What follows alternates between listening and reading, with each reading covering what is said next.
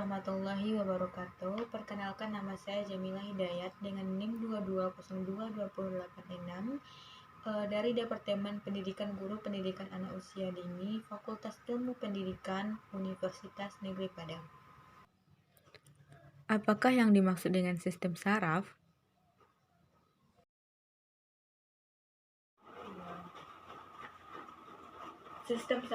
Sistem saraf adalah sistem organ yang terdiri atas serabut saraf yang tersusun sel-sel saraf yang saling terhubung dan esensial untuk persepsi sensoris indrawi, aktivitas motorik volunter dan involunter organ atau jaringan tubuh, serta homeostatis berbagai proses fisiologis tubuh.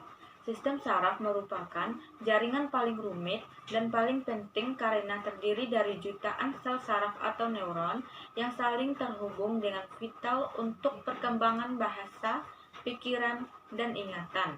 Satuan kerja utama dalam sistem saraf adalah neuron yang diikat oleh sel-sel glia. Lalu, apakah fungsi otak?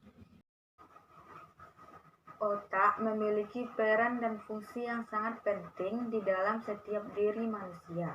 Fungsi otak yang pertama adalah menerima, memproses, dan menafsirkan informasi sensorik dari penglihatan, penciuman, suara, sentuhan, rasa sakit, dan suhu dari seluruh tubuh. Fungsi otak yang kedua yaitu membentuk pemikiran dan mengambil keputusan. Ketiga, menyimpan ingatan dan emosi. 4. Mengontrol gerakan, keseimbangan, dan koordinasi tubuh. 5. Mengatur fungsi organ lain. 6. Mengatur kemampuan bicara dan bahasa. Jenis-jenis ingatan atau memori. Jenis-jenis memori dan ingatan. Memori atau ingatan adalah kemampuan untuk menyimpan, mempertahankan, dan untuk mengingat kembali kejadian, pengalaman, serta aktivitas yang pernah dilakukan.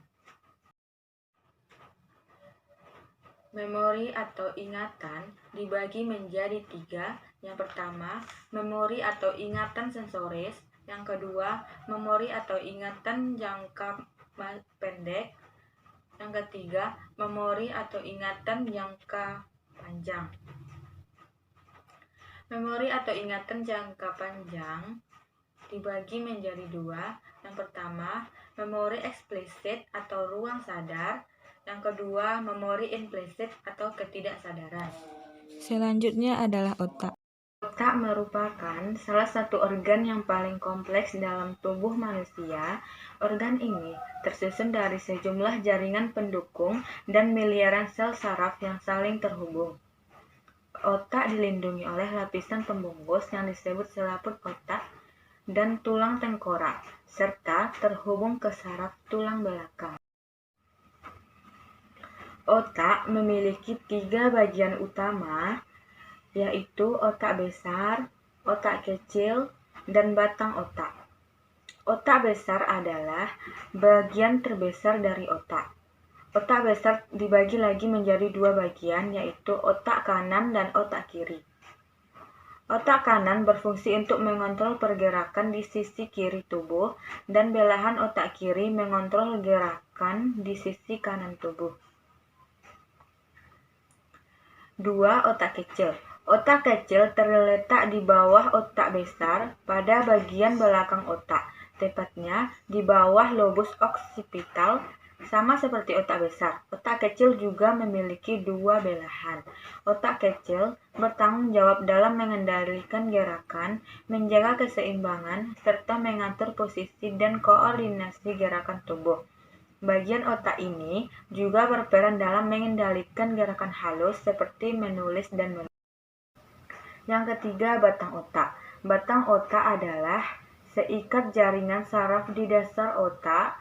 Fungsinya sebagai stasiun pemancar yang menghubungkan otak besar ke saraf tulang belakang, serta mengirim dan menerima pesan antara berbagai bagian tubuh dan otak. Batang otak terdiri dari 3 struktur utama, yakni otak tengah, pons, dan medula oblongata.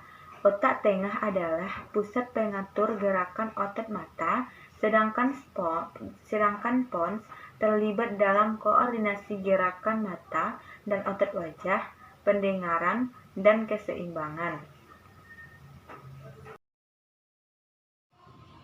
Otak kanan dan otak kiri. Otak kiri lebih banyak digunakan untuk proses berpikir secara analitik, verbal, dan selaras. Sementara itu, otak kanan lebih digunakan untuk berpikir secara visual, intuitif, dan kreatif. Aktivitas otak seseorang dapat bervariasi tergantung pada apa yang mereka lakukan. Cara untuk menyeimbangkan otak kiri dan otak kanan pada anak. Yang pertama, ajak anak membaca buku. Yang kedua, berhitung dengan alat peraga. Yang ketiga, ajak anak untuk melakukan kegiatan seni, misalnya menggambar, melukis, dan lain sebagainya. Yang keempat adalah kenalkan anak dengan puzzle.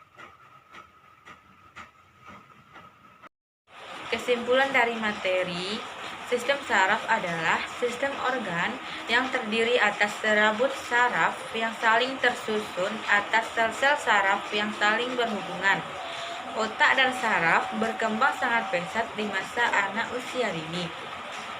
Sedangkan otak akan berkembang apabila mendapatkan stimulasi dengan baik. Semakin banyak konektivitas di otak, maka akan semakin cerdas anak tersebut.